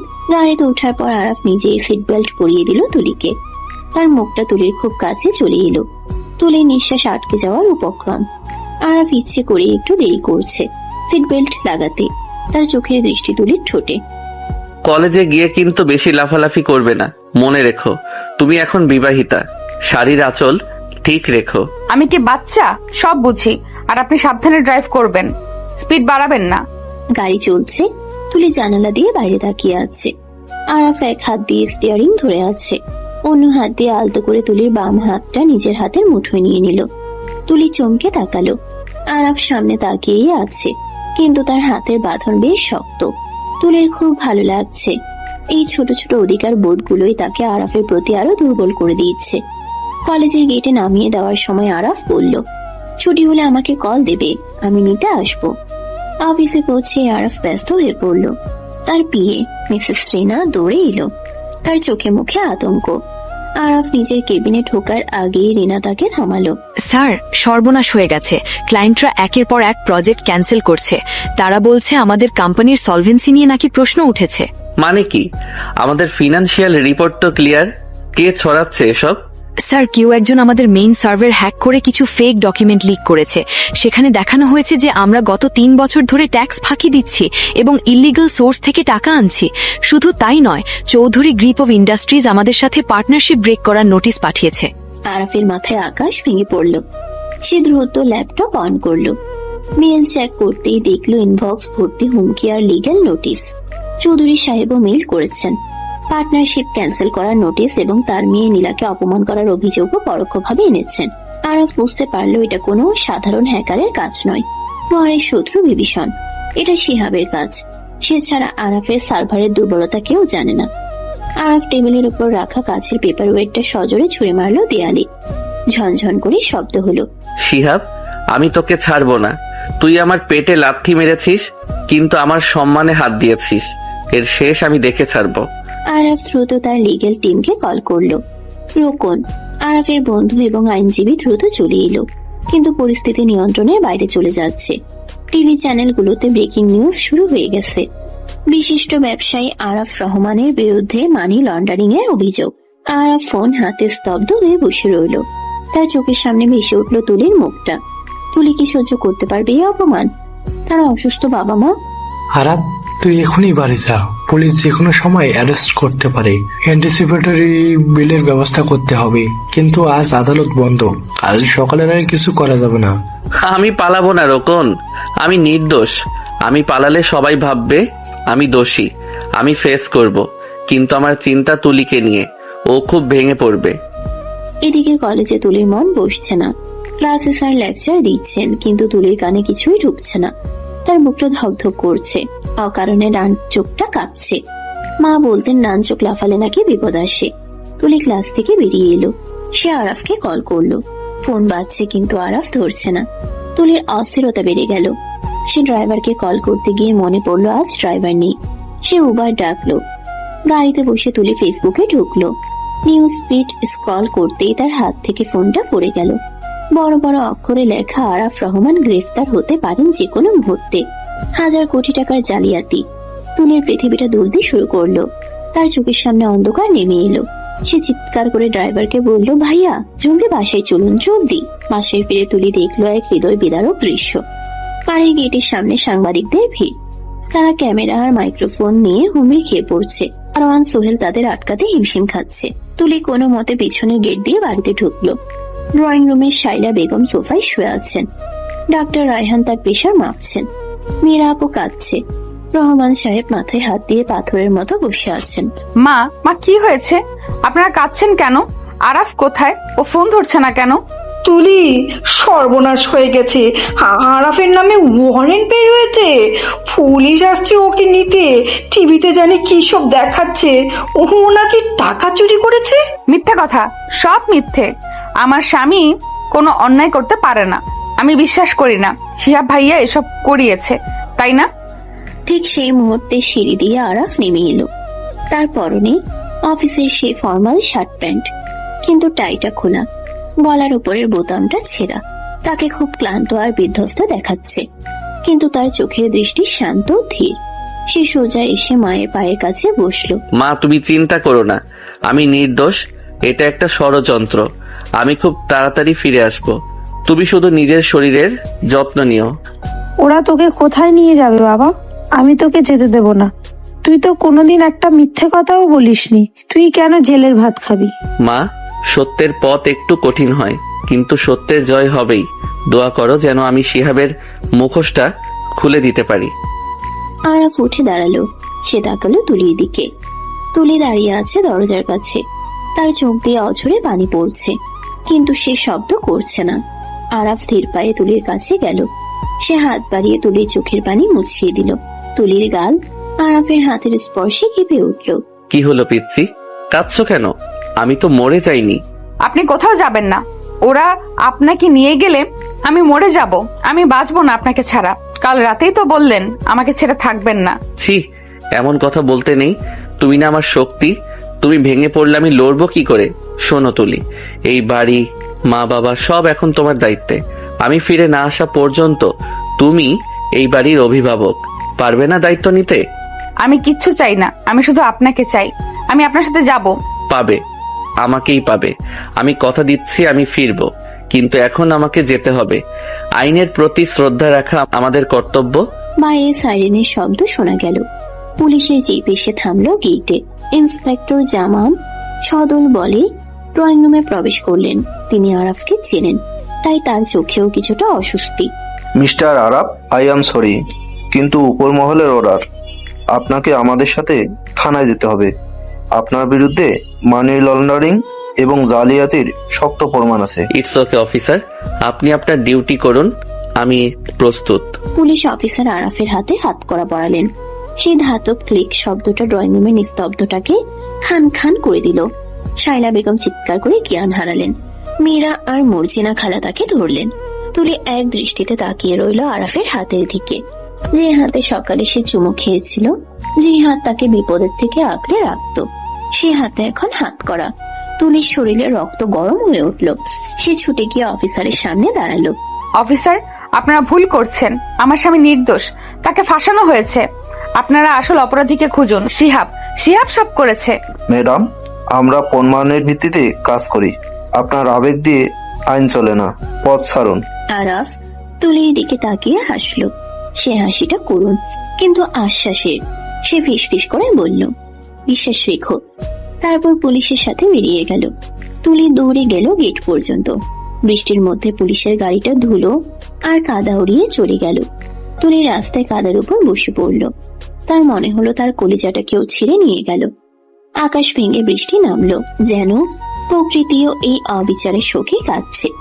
তুলি বৃষ্টিতে ভিজছে, কিন্তু তার কোনো হুঁশ নেই। সন্ধ্যা গড়িয়ে রাত হয়েছে। তুলি নিজের ঘরে আরাফের বিছানায় গুটিসুটি মেরে বসে আছে। তার হাতে আরাফের সেই বালিশটা, যাতে এখন আরাফের গায়ের গন্ধ লেগে আছে। সারা বাড়ি স্তব্ধ। রহমান সাহেব অসুস্থ হয়ে বিছানায়। শায়লা বেগমকে ঘুমের ওষুধ দেওয়া হয়েছে। মীরা আপু তুলিকে কিছু খাওয়াতে চেষ্টা করেছিল, কিন্তু তুলি মুখ খোলেনি। তুলির মনের মধ্যে এখন আর কান্না নেই। সেখানে এখন জন্ম নিচ্ছে এক তীব্র জিঘাংসা। সে জানে এই কাজটা কার। শিহাব। কলেজে যাওয়ার সময় সে দেখেছিল শিহাবের গাড়িটা তাদের অফিসের দিকেই যাচ্ছিল। তাছাড়া আরাফের ল্যাপটপের পাসওয়ার্ড আর সার্ভারের অ্যাক্সেস শিহাব একসময় জানতো, যখন তারা একসাথে বিজনেস প্ল্যান করত। তুলি উঠে দাঁড়ালো। সে আয়নার সামনে গেল। তার চোখের কাজল লেপটে ভূত হয়ে আছে। সে টিস্যু দিয়ে মুখ মুছল, চুলগুলো বাঁধল। এই মুহূর্তে সে আর 17 বছরের কিশোরী নয়। সে এখন আরাফের স্ত্রী, একজন যোদ্ধার স্ত্রী। আরাফ বলেছিল, তুমি আমার শক্তি। আজ সেই শক্তি দেখানোর সময় এসেছে। আরাফ, তুমি বলেছিলে তুমি ফিরবে, আমি তোমাকে ফিরিয়ে আনবো। শিহাব ভাইয়া, আপনি ভুল মানুষের সঙ্গে পাঙ্গা নিয়েছেন। আমি আমার স্বামীকে মুক্ত করবই। তুলি আরাফের স্টাডি রুমে ঢুকলো, দরজা বন্ধ করে দিল। আরাফের পার্সোনাল ল্যাপটপটা বের করলো। সে জানে না কি করতে হবে, কিন্তু তাকে কিছু একটা করতেই হবে। ল্যাপটপ অন করলো, পাসওয়ার্ড চাইলো। তুলি মুচকি হাসলো। পাসওয়ার্ডটা আরাফ কিছুদিন আগেই চেঞ্জ করেছে। নতুন পাসওয়ার্ড হলো তুলি আমার জীবন। তুলি টাইপ করলো, ল্যাপটপ খুলে গেল। সেখানে একটা ফোল্ডার ছিল, নাম ব্যাকআপ। আরাফ সবসময় সবকিছু ব্যাকআপ রাখতো, এমনকি সার্ভার লগও। তুলি ফোল্ডারটা ওপেন করলো। সেখানে গত 24 ঘন্টার সব ট্রানজাকশন হিস্ট্রি আছে। তুলি খুব মনোযোগ দিয়ে দেখতে লাগলো। হঠাৎ তার চোখে পড়লো একটা অদ্ভুত আইপি অ্যাড্রেস। অফিসের সময়ের বাইরে রাত 3টার সময় কেউ একজন সার্ভারে লগ ইন করেছিল, আর ওই সময় আরাফ ঘুমাচ্ছিল তুলির পাশে। তুলি সাক্ষী। তুলি দ্রুত তার মোবাইল বের করলো। সে কল করলো রোকন ভাইকে। রোকন ভাই, আমি তুলি বলছি। ভাবি, আমি খুব সরি। আমি আরাফের বেলের চেষ্টা করছি, কিন্তু আগামীকাল সকালের আগে কিছু হবে না। বেলের কথা বাদ দিন, আমি প্রমাণ পেয়েছি কে এটা করেছে। আরাফের সার্ভারে রাত 3টায় একটা আননোন আইপি থেকে লগ ইন করা হয়েছিল। ওই আইপিটা ট্রেস করতে হবে। আমার বিশ্বাস এটা শিহাব ভাইয়ার লোকেশন। শিহাব? কিন্তু ও তো, আচ্ছা ভাবি, আপনি ওই আইপিটা আমাকে মেসেজ করুন। আমি এখনই আমার আইটি টিমকে দিয়ে চেক করাচ্ছি। যদি এটা শিয়াবের লোকেশন হয় তাহলে আর দেখতে হবে না। শুধু চেক করলেই হবে না, ওকে হাতে নাতে ধরতে হবে। আমার একটা প্ল্যান আছে। কি প্ল্যান? শিহাব ভাইয়া খুব লোভী আর উনি আমাকে পছন্দ করেন। উনি নিশ্চয়ই এই সুযোগে আমার কাছে আসবেন, আমাকে দুর্বল ভাববেন। আমি সেই সুযোগটাই নেব। সাপকে গর্ত থেকে বের করতে হলে তো বাঁশি বাজাতেই হবে। তুলির কণ্ঠস্বরে যে দৃঢ়তা ছিল তাতে রোকন অবাক হলো। তিনি ভাবতেই পারেননি এটুকু একটা মেয়ে এতটা ঠান্ডা মাথায় চিন্তা করতে পারে। তিনি রাজি হলেন। রাত গভীর হচ্ছে, বাইরে এখনো টিপ টিপ বৃষ্টি পড়ছে। তুলি বারান্দায় দাঁড়িয়ে আছে, তার হাতে মোবাইল। সে শিহাবের নাম্বারে ডায়াল করলো। রিং হচ্ছে, একবার দুবার। শিহাব ফোন ধরলো। হ্যালো, কে? তুলি? শিহাব ভাইয়া, আমি খুব বিপদে পড়েছি। কি হয়েছে সুইটহার্ট? আরাফের জন্য খুব মন খারাপ? আমি তো আগেই বলেছিলাম ও ক্রিমিনাল। আমি বুঝতে পারিনি ভাইয়া, পুলিশ যখন ওকে নিয়ে গেল আমি খুব ভয় পেয়েছি। আমার মনে হচ্ছে পুলিশ আমাকেও ধরবে। আপনি প্লিজ আসুন, আমাকে বাঁচান। আমি এই বাড়িতে থাকতে চাই না। আপনি যা বলবেন আমি তাই করব। আমি জানতাম তুমি শেষ পর্যন্ত আমার কাছেই আসবে। ভয় নেই, আমি আসছি, আধ ঘন্টার মধ্যে আসছি। তুমি তৈরি থেকো, পিছনের গেটটা খোলা রেখো। ঠিক আছে ভাইয়া, তাড়াতাড়ি আসুন। ফোন রেখে তুলি চোখের পানি মুছল। তার ঠোঁটের কোণে এক রহস্যময়ী হাসি। সে মনে মনে বলল, এসো শিহাব ভাইয়া, তোমার জন্য সারপ্রাইজ অপেক্ষা করছে। তুলি আবার রোকন ভাইকে মেসেজ দিল। মাছ টোপ গিলেছে, আপনারা পুলিশ নিয়ে পজিশন নিন। সেদিন রাতে আরাফ ছিল জেলের ঠান্ডা মেঝেতে, আর তুলি ছিল এক গভীর ষড়যন্ত্রের মোকাবিলায়। তাদের দুজনের শরীর আলাদা থাকলেও আত্মা এক হয়ে লড়াই করছিল। ভালোবাসার শক্তি যে কত প্রবল হতে পারে তা হয়তো আজ রাতে প্রমাণ করবে। তুলি জানতো আগামীকাল সূর্য ওঠার আগেই তাকে জিততে হবে, কারণ তার আরাফ অপেক্ষা করছে। ঘড়ির কাঁটা রাত দুটোর ঘর ছুঁই ছুঁই। বাইরের তুমুল বৃষ্টি এখন থেমে গেছে, কিন্তু বাতাসের শস্য শব্দ এখনো থামেনি। ড্রয়িং রুমের সব বাতি নেভানো, শুধু কোণার একটা নীল রঙের ল্যাম্পশেড জ্বলছে। সেই মৃত নীল আলোয় সোফায় গুটিসুটি মেরে বসে আছে তুলি। তার শরীরটা কাঁপছে, তবে শীতে নয়, চরম উত্তেজনায়। তার হৃদস্পন্দন এত দ্রুত হচ্ছে যে মনে হচ্ছে বুকের পাঁজর ভেঙে বেরিয়ে আসবে। একটু আগেই সে রোকন ভাই, ইন্সপেক্টর জামান এবং দুজন কনস্টেবলকে পেছনের গেস্ট রুমে লুকিয়ে থাকতে বলেছে। মঞ্চ প্রস্তুত, এখন শুধু অভিনেতার প্রবেশের অপেক্ষা। তুলি জানে এই রাতটাই তার জীবনের সবচেয়ে বড় পরীক্ষার রাত। হঠাৎ পেছনের বাগানের দিকের কাছের দরজায় খুব হালকা টোকা পড়ল। তুলি চমকে উঠল। সে জানে এটা কে। সে নিজেকে শান্ত করার জন্য এক গ্লাস পানি খেলো, তারপর ধীর পায়ে দরজার দিকে এগিয়ে গেল। কাপা হাতে সে দরজার লকটা খুলল। দরজা খুলতেই দমকা বাতাসের সাথে ভেতরে প্রবেশ করলো শিহাব। তার পরনে কালো রেইনকোট, চুলে বৃষ্টির পানি, তার মুখে এক কুটিল বিজয়ের হাসি লেগে আছে। বাহ, আমার পিচ্চি ভাবি তো দেখি খুব পাংচুয়াল। আমি জানতাম তুমি আমার জন্যই অপেক্ষা করবে। আরাফ জেলে যাওয়ার পর এই বিশাল বাড়িতে একা থাকতে ভয় করছে, তাই না? শিহাব ভাইয়া, আপনি এসেছেন। আমি খুব ভয় পাচ্ছি, পুলিশ যদি জানতে পারে আপনি এখানে। তুলির গলার স্বর কাঁপছে। শিহাব ভাবলো এটা ভয়ের কাঁপুনি, কিন্তু আসলে এটা ঘৃণার কাঁপুনি। শিহাব রেইনকোটটা খুলে সোফার উপরে ছুঁড়ে ফেলল। সে খুব আয়েশ করে সোফায় বসলো, যেন এটা তার নিজের বাড়ি। তুলি দরজার কাছেই দাঁড়িয়ে রইল। আরে ধুর, পুলিশ এখন আরাফকে নিয়ে ব্যস্ত, আর এই ঝড় বৃষ্টির রাতে কাক পক্ষীও টের পাবে না আমি এখানে। তা বলো, আমাকে কেন ডেকেছো? খুব মিস করছিলে বুঝি, নাকি আরাফের অবর্তমানে পুরনো প্রেমিকের কথা মনে পড়লো? শিহাবের কথাগুলো বিষের মতো তুলির কানে বিঁধল। সে নিজেকে সংযত রাখলো। এখন রাগে ফেটে পড়লে চলবে না, তাকে অভিনয় চালিয়ে যেতে হবে। তুলি ধীর পায়ে শিহাবের সামনে সোফায় বসলো, কিন্তু যথেষ্ট দূরত্ব বজায় রাখলো। মিস না, আসলে আমি খুব অসহায় হয়ে পড়েছি। আরাফকে তো পুলিশ নিয়ে গেল, এখন আমার কি হবে? আমার বাবা মাও অসুস্থ। আপনিই তো বলেছেন আমাকে সাহায্য করবেন। আমি তো ছোট, এইসব আইনি ঝামেলা বুঝি না। সাহায্য তো করবই, তবে ফ্রিতে তো আর সাহায্য হয় না সুইটহার্ট। আরাফ তো শেষ, ওর কোম্পানি, ওর রেপুটেশন সব ধুলোয় মিশে গেছে। কাল সকালে নিউজ হবে আরাফ দেউলিয়া। এখন তুমি যদি বুদ্ধিমতী হও তবে আরাফকে ডিভোর্স দিয়ে আমার কাছে চলে এসো। আমি তোকে লন্ডনে নিয়ে যাব, রানীর মতো রাখবো। কিন্তু ভাইয়া, আরাফ তো নির্দোষ। ও যদি জেল থেকে বেরিয়ে আসে, ও যদি প্রমাণ করে দেয় যে ও কিছু করেনি। প্রমাণ করবে? অসম্ভব। আমি এমনভাবে ওর সার্ভারে ফেক ডকুমেন্ট আর মানি লন্ডারিং এর রেকর্ড প্লান্ট করেছি যে ও বাপের জন্মেও প্রমাণ করতে পারবে না ও নির্দোষ। রাত 3টে যখন ও তোমার কোলে মাথা রেখে ঘুমোচ্ছিল, তখন আমি আমার ডেরা থেকে ওর আইপি হ্যাক করে সব গেম সেট করে দিয়েছি। চৌধুরী আঙ্কেলকে বেনামি মেলটাও আমিই করেছি। আরাফ পচে মরবে জেলে, আর তুমি রাজত্ব করবে আমার সাথে। শিহাব খুব তৃপ্তির সাথে হাসল। নিজের বুদ্ধির জয়ে সে অন্ধ হয়ে আছে।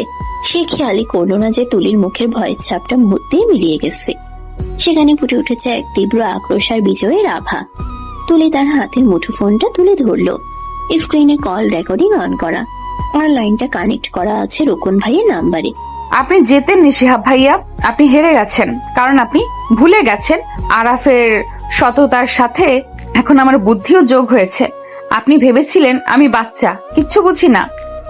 মানে কি বলতে চাও তুমি? ফোনটা নামাও। ঠিক তখনই গেস্ট রুমে দরজা খুলে বেরিয়ে এলেন রোকন, ইন্সপেক্টর জামান এবং আরো দুজন পুলিশ। শিহাব ভূত দেখার মতো চমকে উঠল। সে সোফা থেকে লাফিয়ে উঠল, তার চোখ ছানা পড়া। সে পালানোর জন্য পেছনের দরজার দিকে দৌড় দিল, কিন্তু ইন্সপেক্টর জামান তাকে চাপটে ধরলেন। মিস্টার শিয়াব, পালানোর চেষ্টা করবেন না। আপনার সব স্বীকারোক্তি আমরা শুনেছি এবং রেকর্ড করছি। সাইবার ক্রাইম এবং জালিয়াতির অভিযোগে আপনাকে অ্যারেস্ট করা হলো।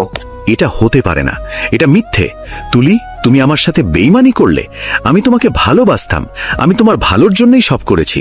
ভালোবাসা? আপনি ভালোবাসার মানে জানেন না শিহাব ভাইয়া। আপনি যেটা করেছেন সেটা নোংরামি। আমার স্বামীর ক্ষতি করে, আমার সংসার ধ্বংস করে আপনি আমার ভালোবাসা পাওয়ার আশা করেন?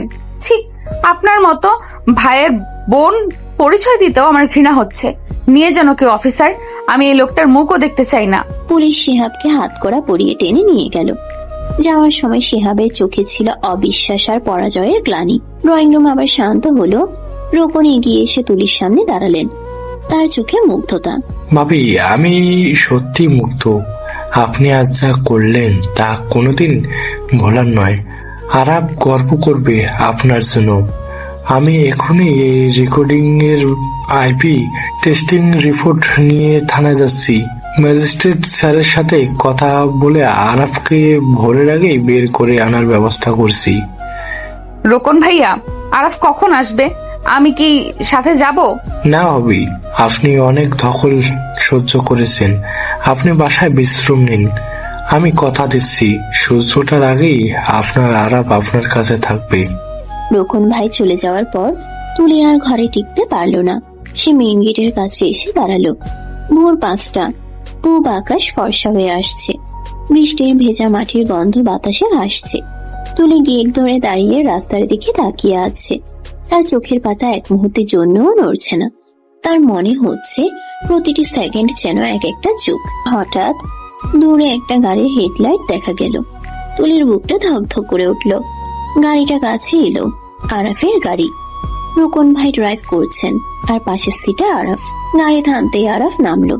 তার পরনে গতকালের সেই জামা কাপড়, শার্টটা কুচকানো, মুখ ভর্তি খোঁচা খোঁচা দাড়ি, চোখের নিচে কালির দাগ। কিন্তু তাকে দেখা মাত্রই তুলির মনে হলো পৃথিবীর সবচেয়ে সুন্দর দৃশ্য এটাই। আরাফ গেট দিয়ে ঢুকতেই থমকে দাঁড়ালো। সে দেখলো তার পিচ্ছি বউটা দাঁড়িয়ে আছে। তুলির চুলগুলো বাতাসে উঠছে, চোখে জল, কিন্তু মুখে এক অদ্ভুত প্রশান্তি।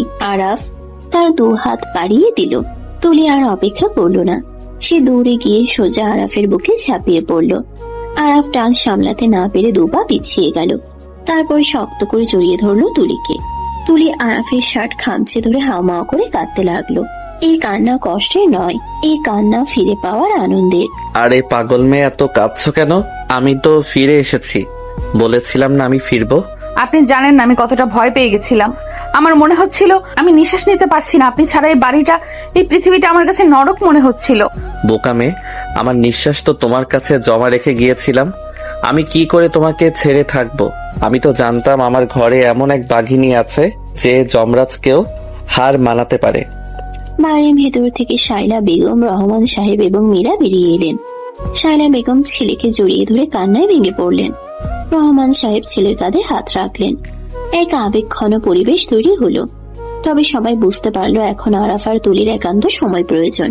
মীরা সবাইকে ইশারা করে ভিতরে নিয়ে গেল। আরাফ তুলির হাত ধরল।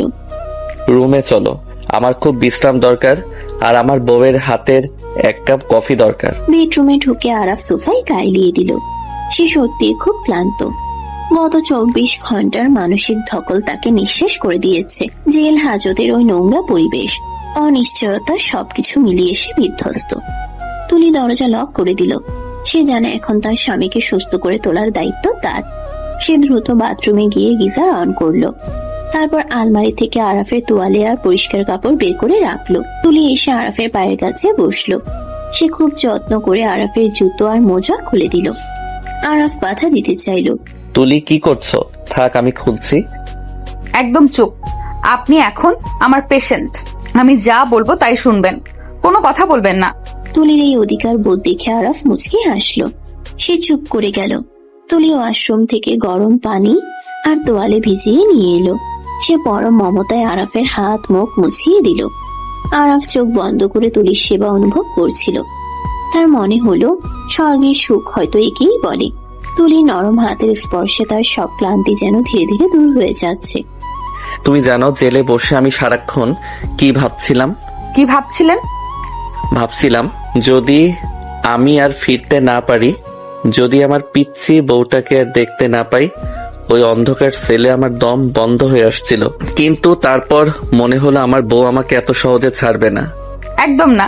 আমি যমরাজকেও বলতাম আমার স্বামীকে ফেরত দাও। আপনি ফ্রেশ হয়ে নিন, আমি কফি নিয়ে আসছি। আরাফ শাওয়ার নিয়ে বের হলো। তুলি কফি আর স্যান্ডউইচ নিয়ে অপেক্ষা করছিল। আরাফ বিছানায় বসলো। তুলি নিজ হাতে তাকে খাইয়ে দিল। খাওয়ার পর আরাফ তুলিকে ইশারা করলো তার কাছে আসার জন্য। তুলি ট্রেটা সাইড টেবিলে রেখে আরাফের কাছে সরে এলো।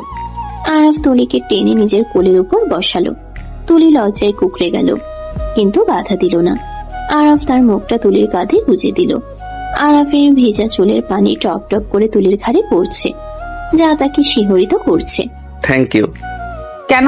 আমাকে বাঁচানোর জন্য, আমার সম্মান ফিরিয়ে দেওয়ার জন্য।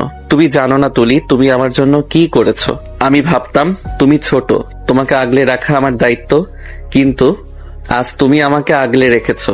তুমি প্রমাণ করেছো তুমি শুধু আমার বউ নও, তুমি আমার পার্টনার। স্বামী স্ত্রী মানে তো এটাই, একজন হোঁচট খেলে অন্যজন ধরবে। আপনি আমার সিনিয়র হতে পারেন, কিন্তু বিপদে আমি আপনার ঢাল। আরাফ মুখ তুলে তুলির চোখের দিকে তাকালো। সেই চোখে এখন আর কোনো কৌতুক নেই, আজই শুধু গভীর ভালোবাসা আর কৃতজ্ঞতা। আরাফ তীর হাতে তুলির মুখের উপর থেকে অবাধ্য চুলগুলো সরিয়ে দিল। তার আঙ্গুলগুলো তুলির ঠোঁট স্পর্শ করলো। তুলি চোখ বন্ধ করে ফেললো। আমি তোমাকে খুব ভালোবাসি Tuli. I love you more than my life. আজ থেকে আর কোনো দূরত্ব নয়, আজ থেকে আমরা এক। আরাফ আর নিজেকে সংযত রাখতে পারল না। সে তুলির ঠোঁটে এঁকে দিল এক গভীর চুম্বন। এই চুম্বনে ছিল না কোনো তাড়াহুড়ো, ছিল এক দীর্ঘ অপেক্ষার অবসান। তুলির হাত দুটো আরাফের ভেজা চুল খামচে ধরল। সে নিজেকে সঁপে দিল আরাফের কাছে। আরাফ তাকে কোলে নিয়েই বিছানায় শুয়ে দিল। বাইরের ভোরের আলো তখনও পুরোপুরি ফোটেনি। ঘরের ভেতর নীল ডিম লাইটের মায়াবী আলো। আরাফ তুলির চোখের দিকে তাকিয়ে বলল, তুমি আমার সবটুকু জুড়ে আছো তুলি। তোমার এই ছোট ছোট হাত, এই মায়াবী চোখ, এই মিষ্টি হাসি, সব আমার। তুলি ফিসফিস করে বলল, আমি তো আপনারই, জন্ম জন্মান্তর আপনার। আরাফ ধীরে ধীরে তুলির কামিজের বোতামগুলো খুলতে শুরু করলো। তুলি লজ্জায় মুখ লুকালো আরাফের বুকে। আরাফ হাসলো। সে পরম মমতায় তার স্ত্রীকে আদর করতে লাগলো।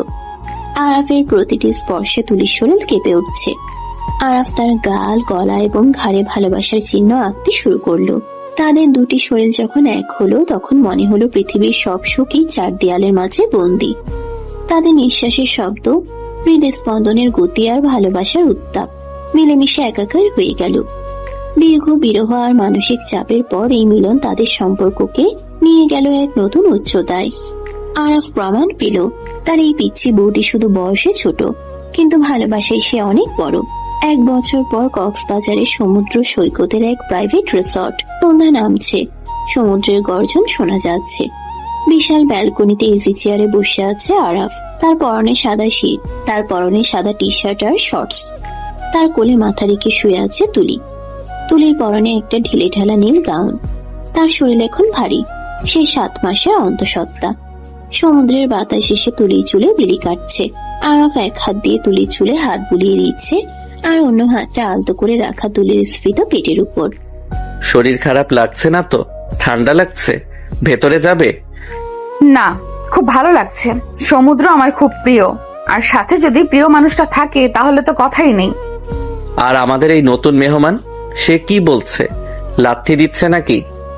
ও তো বাবার মতোই হয়েছে, সারাক্ষণ ছটফট করে, মনে হয় এখনই ফুটবল খেলতে নামবে। একটু আগে তো পেটে রীতিমতো ভূমিকম্প হচ্ছিল। বাবার মতো হলে তো ভালোই, স্ট্রং হবে, কিন্তু যদি মায়ের মতো হয়? মায়ের মতো হলে কি খারাপ? একদম না। যদি মেয়ে হয়, আর সে যদি তোমার মতো দেখতে হয়, তোমার মতো চঞ্চল হয়, তাহলে আমি হব পৃথিবীর সবচেয়ে সুখী বাবা। আমি চাই একটা ছোট্ট তুলি আসুক আমাদের জীবনে, যে আমাকে বাবা বলে ডাকবে আর তোমাকে জ্বালাবে। আর যদি ছেলে হয়? তাহলে সে হবে তার মায়ের বডিগার্ড, যেমন আমি তোমার বডিগার্ড। তুলি আরাফের গালের খোঁচা খোঁচা দাড়িতে হাত বুলিয়ে দিল। গত 1 বছরে অনেক কিছু বদলেছে। শিহাবের 10 বছরে জেল হয়েছে। আরাফের ব্যবসা এখন আগের চেয়ে অনেক বড়, কারণ সততার জয় হয়েছে। আর তুলি, সে পড়াশোনা চালিয়ে যাচ্ছে, সাথে সংসার আর আরাফকে সামলাচ্ছে পুরো দমে। সে ভীত কিশোরী মেয়েটি আজ এক পরিপূর্ণ নারী, এক মমতাময়ী মা হতে চলেছে। আচ্ছা শুনুন, বলো। আপনি কি এখনো সে নীলা আপুর কথা ভাবেন? আবার শুরু হলো? আরে পাগলি, আমার জীবনে তুমি ছাড়া আর কোনো নারীর জায়গা নেই। নীলা, শিলা, বেলা সব বাদ। তুমি আমার শুরু, তুমি আমার শেষ। সত্যি? আকাশের ওই তারার মতো সত্যি, সাগরের এই জলের মতো সত্য। আরাফ ঝুঁকে তুলির কপালে একটা দীর্ঘ চুমু খেলো, তারপর পেটে কান পেতে অনাগত সন্তানের নড়াচড়া শোনার চেষ্টা করলো। তুলি পরম শান্তিতে চোখ বুঝলো। সমুদ্রের ঢেউগুলো যেন তাদের ভালোবাসার গান গাইছে।